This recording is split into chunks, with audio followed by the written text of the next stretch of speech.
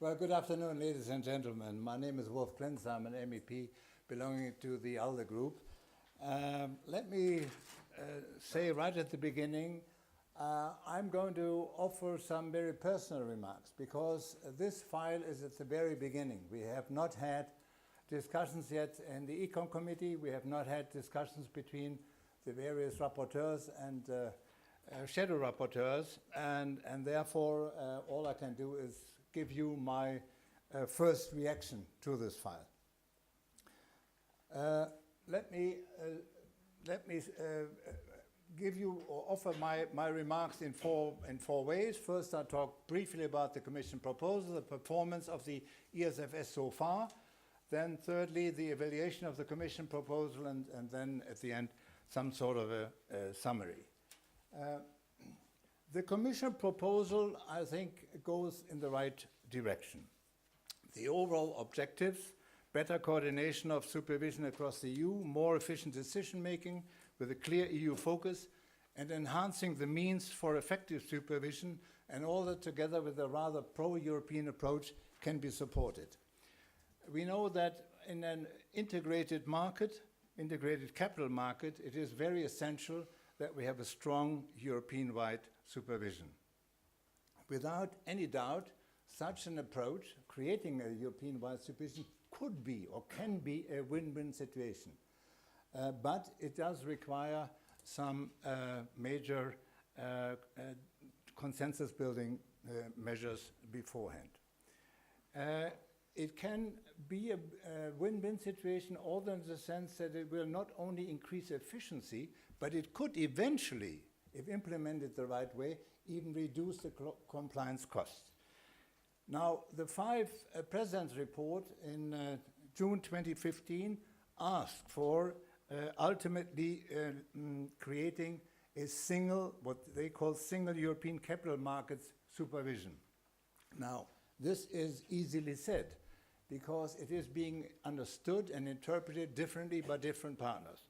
The NCAs, and I take the German example, translated the single supervision into a consistent supervision, einheitliche supervision, which is not quite the same thing.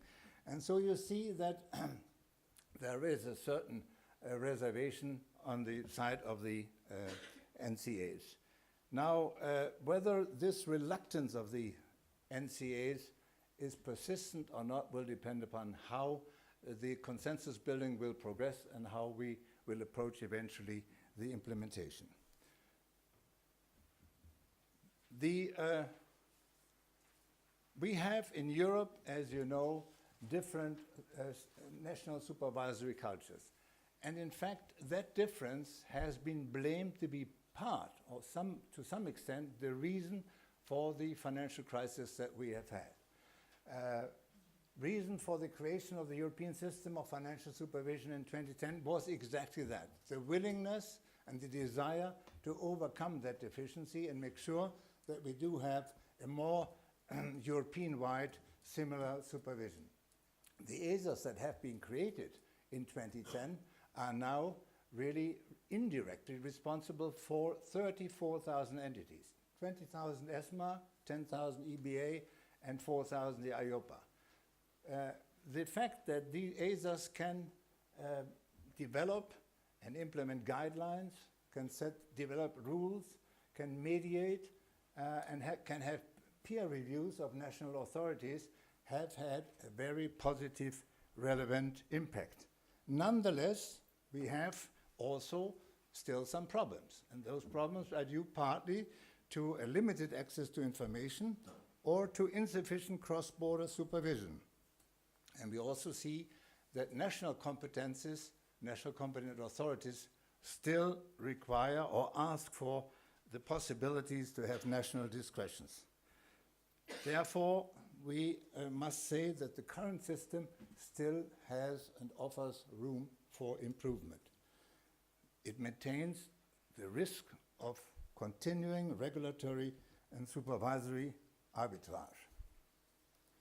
Now, how have the EBAs so far performed? My predecessor, Nathalie de Bassaldua, said they have done an excellent job.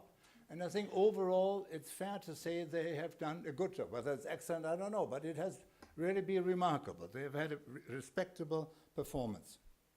On the other hand, we must say that there also have been conflicts, not just between the ESAs and the national competent authorities, but also between individual ESAs and, for instance, between EBA and the SSM. We know that the IOPA had issues in relation to implementing the Solvency II package. It was criticized for over-regulating in some cases, and it does not seem to have really developed or achieved enough of a convergence in the insurance sector. ESMA probably stands out best when I think of the three ESAs. It has performed overall quite well, particularly when it comes to supervising the credit rating agencies and its work on repo arrangements. We do have still a major question mark when it comes to the ESRB, not so much that they have done bad work as such, but it is by and large being commented as being not transparent enough, using algorithms and methodology of its macroprudential analysis that is not as transparent as many market participants would like it to see.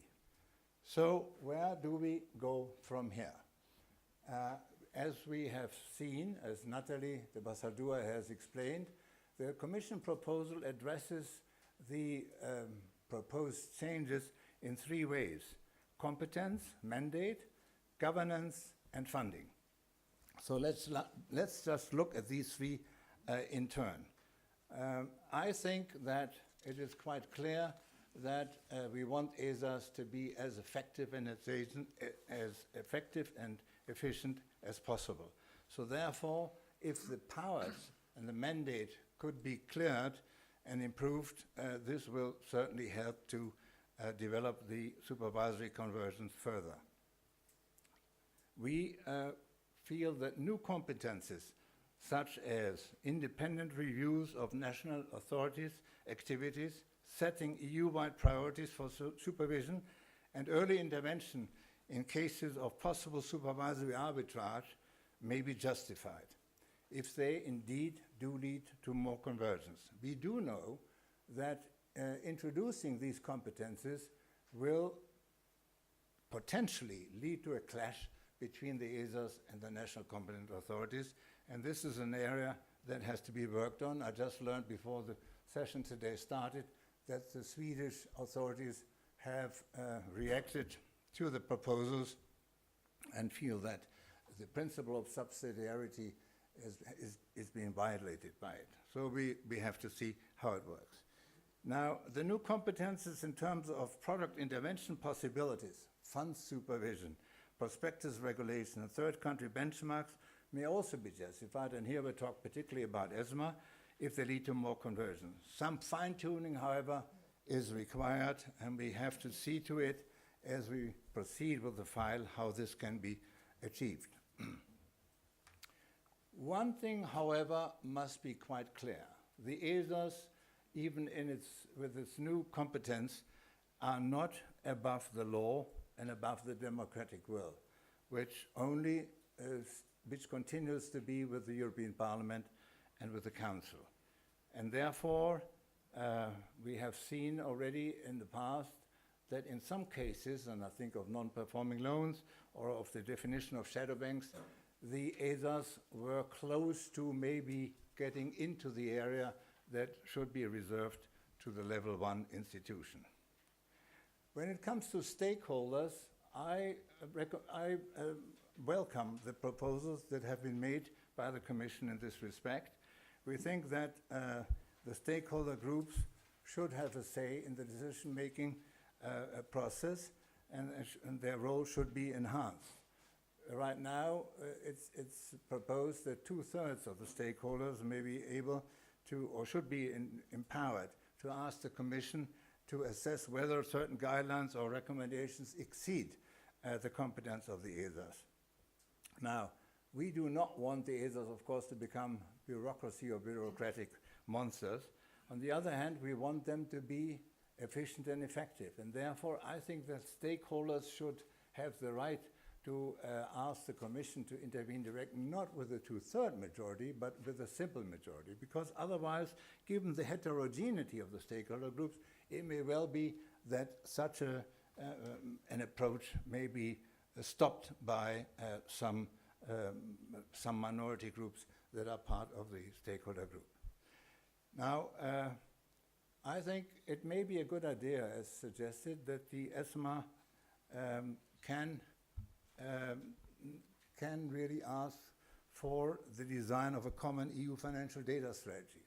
This has been recommended and it has been supported by a number of industry groups. But again, here too, the question is to what extent and to what level of detail is this a realistic proposal. The last point concerns the supervisory relations with third countries. This is something that is, of course, quite up to date now, given the fact that the UK will leave the EU in 2 years' time and will become, as it looks now, a third country.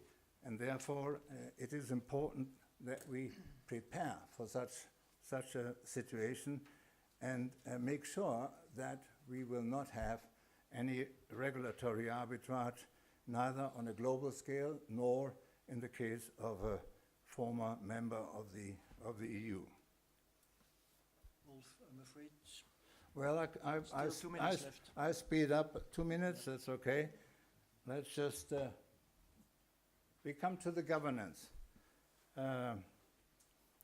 Governance is of course important, because if you have the right governance, you can be efficient and effective. It's quite clear that a supervisory body that consists of 28 members cannot be as efficient as a small executive board. The Commission is not proposing to replace one by another, but it wants to change the management board that exists by introducing a true executive board consisting of 3 persons for EBA and IOPA and 5 persons for ESMA plus a chairperson. I think this is basically a very good, sound idea. It will speed up the decision-making process, and it will make sure that the decisions that are being taken by the still existing Council of Supervisors will be much more efficient. It will also help to to make sure that the ESAs work very focused on measurable tasks that then, if assessed properly, will help to decide whether or not the performance has been good. Last point is the funding. Here, I must say, I disagree to some extent with the Commission. The Commission proposes that 40% of the funding will come from the EU, the rest from the private sector. That the private sector has to pay is okay. De facto, they pay already today because they finance the national competent authorities.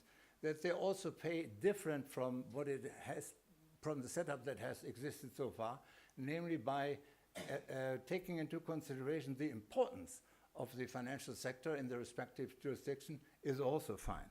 However, I do not believe that the 40% should be a fixed, the 40% that comes from the EU should be fixed and the rest is completely variable.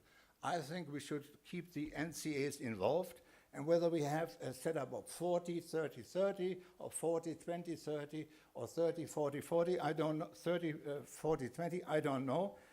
This is a matter that we can think about, but fact is that funding is an important issue, and it should certainly be performance-based. Now, last point, you mentioned this, Nathalie de Bassodoua, environmental and social criteria. Let me say, I'm surprised that you have included this, because I think we are just at the very beginning of discussing this whole area. And in my opinion, it is not the Commission, it is not the job or the mission of the supervisory system to really evaluate whether an investment is stable or whether investment is sustainable, rather. because when you think of a potentially a green investment, that green investment can be high risk in a rather in a technology, for instance, that is not fully developed yet. So it can be considered sustainable, but in reality it may not be stable. Therefore, I personally think that the supervision and regulation in underlying the banking union and the capital markets union should be technology neutral, and it should be proportionate. I come to the final assessment then. I think to summarize, we can state that the ESAs so far have worked quite well. They've done a respectable job.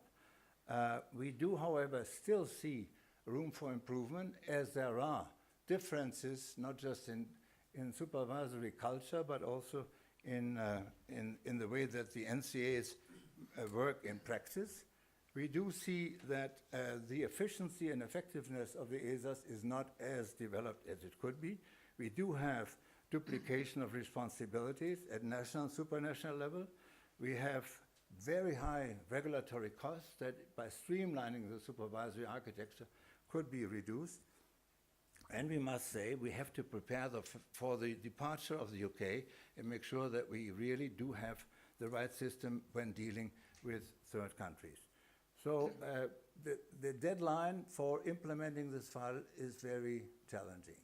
We have a bit more than a year. By the beginning, basically today, in 12 months' time, we will have to have finished the file. Otherwise, the European Parliament election that come next year will make it impossible to proceed.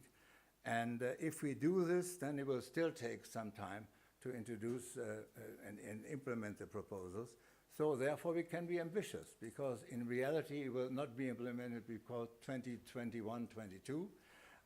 And I think in any case, even if we don't finish by the beginning of next year, we should make sure that the file is finished and decided before the multi-annual financial framework is being finalized in 2020. Thank you.